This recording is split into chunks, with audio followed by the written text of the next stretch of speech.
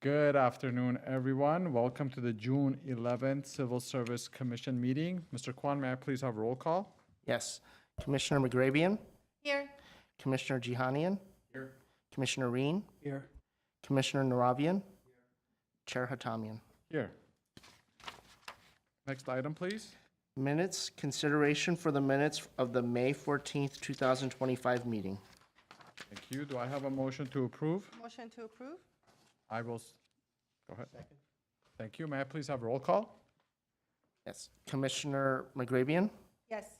Commissioner Jihanian, Commissioner Reen, Yes. Commissioner Ravian, Chair Hatamian. Yes. Next item, please. Oral communications, we have not received any cards and there are no phone calls on hold. Thank you. May I please get the next item? Recruitment and examination report. Thank you. Ms. Adams? Yes, Mr. Chair and members of the commission, this is the regular recruitment and examination status report, which represents the current recruitments in process and that our team is working on. You'll notice that the team has 36 open recruitments, and the report identifies the division of work and it pinpoints the various stages of the examination and selection process. If the commission has any questions, I'd be happy to answer them. Otherwise, this is a note and file item. Any questions? I see none. May I please get the next item? Eligible list established. Ms. Adams? Yes, Mr. Chair and members of the commission. The subject before the commission is the regular report that includes all of the eligible lists that were recently established since our last meeting in May. The report includes the total number of applications and the number of individuals that advanced through the various stages of the examination processes. Since the last meeting, we have had a total of 12 lists that were established. 7 were open to the public, 4 were given on a promotional basis, and 1 was given on an open and promotional basis. This is also a note and file item. However, if the commission has any questions, I'd be happy to answer them. Any questions? I don't have a question, but I do have a comment. I'm looking at one of the open positions, which is an administrative assistant position with 261 applications received, and throughout the process, a very lengthy process, six people ended up on the eligibility list. And I see how much effort and time it goes into finding people to put on the list, and I guess I wanted to commend the city for working so hard on finding 6 people out of 241 applicants. Because we also have a lot of no-shows, and we have a lot of no-shows. We have a lot of people who are not passing, and you can see just from the sheer numbers how much effort goes into hiring someone. Yes. And the numbers are just really staggering when you look at 261. So at the outset, it looks like there's so many people available, but you find 6. So I guess my comment is, good job, everyone. Thank you. Thank you for those comments. Commissioner McGrabian, any other comments? I see none. Now that we've sort of ran through our reports for today, I would like to formally introduce Commissioner Jihanian to the Glendale Civil Service Commission. I'm sorry? I know, it's just that he's going to be involved probably in the discussions for item number 6. So I would like to formally introduce him before we get into the actual item.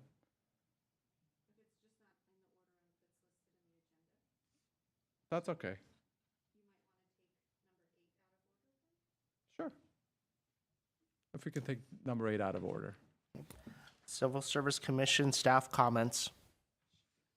Any comments before I introduce Commissioner Jihanian? That's okay. No comments. Either way, it's the same. Thank you. So I would like to formally introduce Commissioner Jahanian to the commission. I had the pleasure of briefly kind of reviewing the resume that was submitted to the city. Needless to say, you bring a lot of experience, primarily in the government sector and also in the private sector, to the city. So we want to welcome you. I would like to pass this on to you for you just to kind of formally introduce yourself to our audience. Great, thank you so much, Mr. Chair. My name is Barton Jihanian. I'm a 35-plus year resident of Glendale.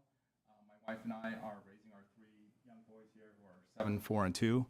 So we have our hands pretty full at home. Professionally, I'm the Director of Global Government Affairs for Lam Research Corporation. And Lam is a semiconductor equipment maker. We essentially make the equipment that makes chips or semiconductors. I also currently serve as the Vice Chair of the LA County Small Business Commission. Before my time at Lam, I worked on Capitol Hill for many years, for about 10 years, handling business policy, and I worked at the U.S. Chamber of Commerce doing the same. So really excited to be here with all of you and looking forward to working with you all. I know we have a number of attorneys up here, so as long as you guys don't bill me for my time here, I think we're good. Thank you for that introduction. We welcome you to the commission. We have a very collaborative commission here. Although the Civil Service Commission, it's its own little niche of employment law within the government sector. Having been part of this commission where we had, I want to say, Mr. Manukian, I think he was in real estate. And then prior to that, we had people who were developers. Everybody just brings in their viewpoint, and, you know, that's appreciated. And the more diversity that we have, I think the better on this commission. It doesn't necessarily have to be that they have a legal background.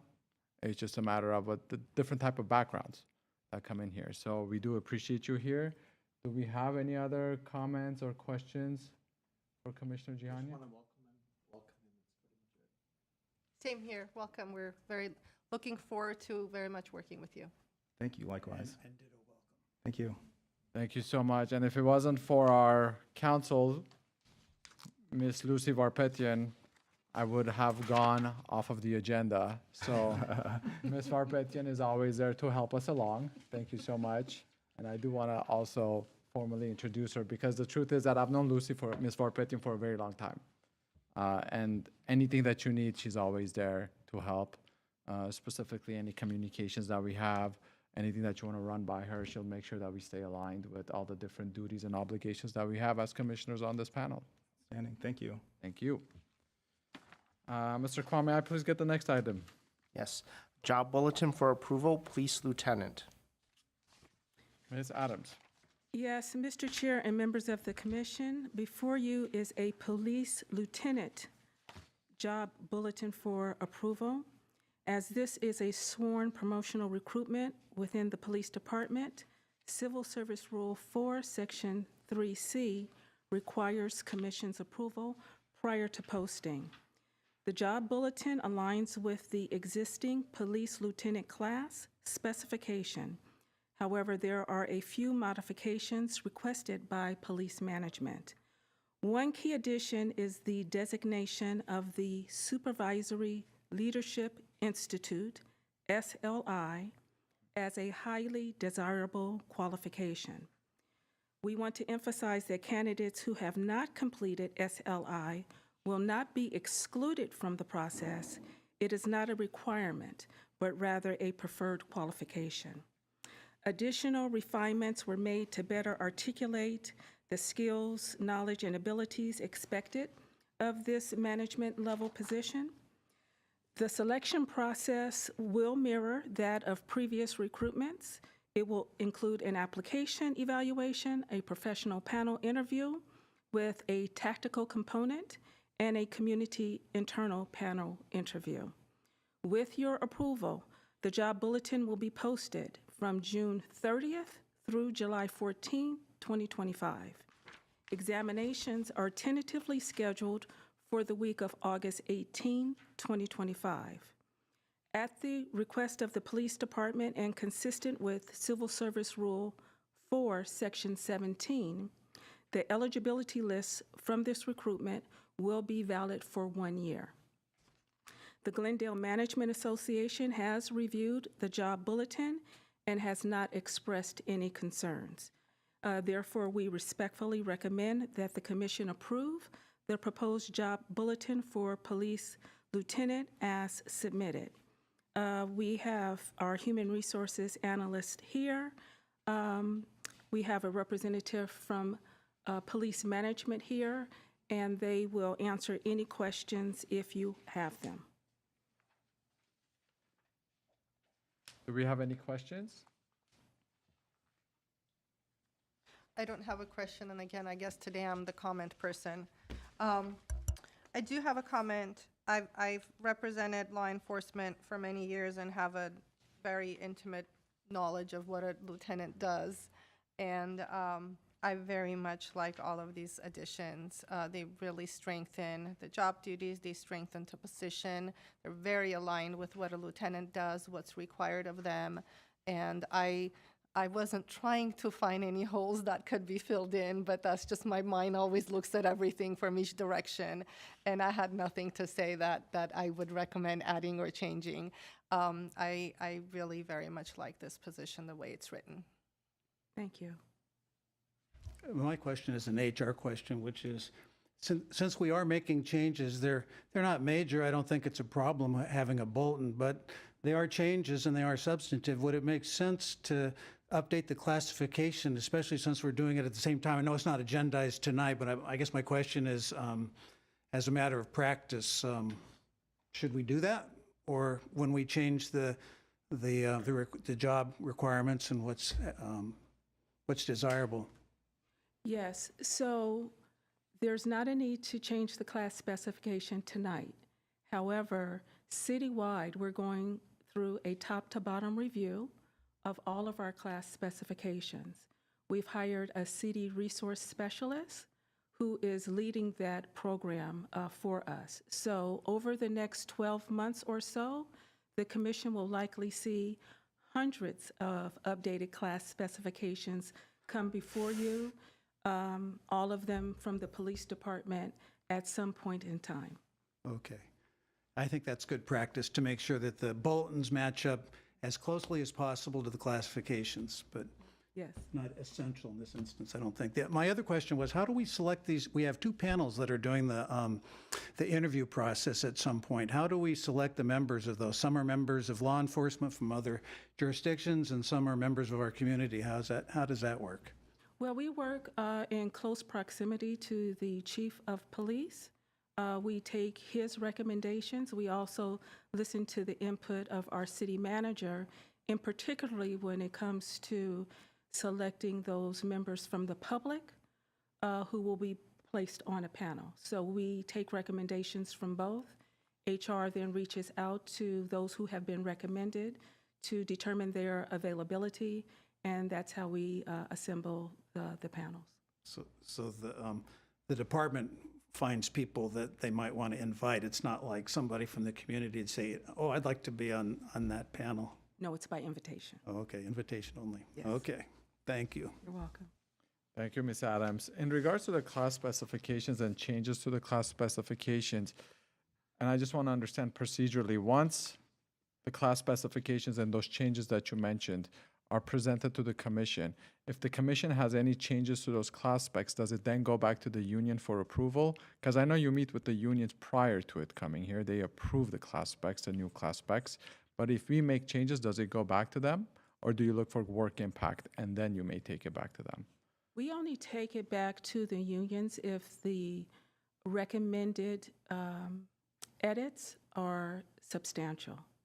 If they're minor or grammatical or more clearly state the essential functions, we don't take that information back. But if it's substantial and it's going to change the requirements to compete or the design of the examination, then yes, we would have to go back and meet and confer with the union again. Thank you for that clarification. Any other questions or comments? I did have one question. Please. It's regarding the Supervisory Leadership Institute. Considering that you wanted to add that as a highly desirable qualification. I wanted to make sure that we're setting up the eligible candidates for success. So I was wondering, is that something that all of the eligible candidates have access to? Do all the sergeants have access to that program? Certainly. Good evening. My name is Captain Robert William from the Glendale Police Department. Welcome to the commission. To answer your question, yes, absolutely. Every sergeant after their 1-year probation are eligible to take that course. It spans over 8 months. So it is a big commitment, and therefore we don't make it mandatory, but it is highly desirable. All of our sergeants know it. This institution, or this Supervisory Leadership Institute, is well known and as considered esteemed in California. So we have agencies from Southern California all the way to Northern California participating in it. It's a well-known program that many sergeants, as they promote, is something that they look forward to. So absolutely, to answer your question, we make it eligible for all of them after their 1-year probation. Thank you. Thank you. Thank you. Any other questions or comments? Do I have a motion? I would move that the bulletin be approved as stated. Do I have a second? I'll second. Thank you. May I please get a roll call? Commissioner McGrabian, Yes. Commissioner Jihanian, Commissioner Reen, Yes. Commissioner Naravian, Chair Hatamian. Yes. Next item, please. Reports and information, employee job performance evaluations past due aging report. Thank you. Ms. Adams, please. Yes, Mr. Chair and members of the commission, before you is an informational report on performance evaluation and the return status for the City of Glendale's employees. As you can see, the response rate is very good, and there are no evaluations on the second notice list.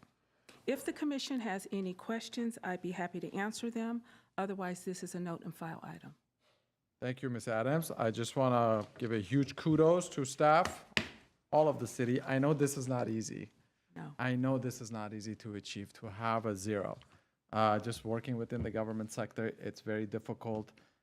Large organizations, I was at the Sheriff's Department, 18,500 people. Impossible to achieve, but we always strive for it. Now at the Department of Mental Health, 4,500 people, same challenges. So the fact that the city was able to achieve that 0 number, that's pretty amazing. So I just want to put that out there. Thank you so much. Thank you. Any other questions or comments? With that, I believe we're done. I'll make a motion to adjourn. Do I have a second? Second. Thank you.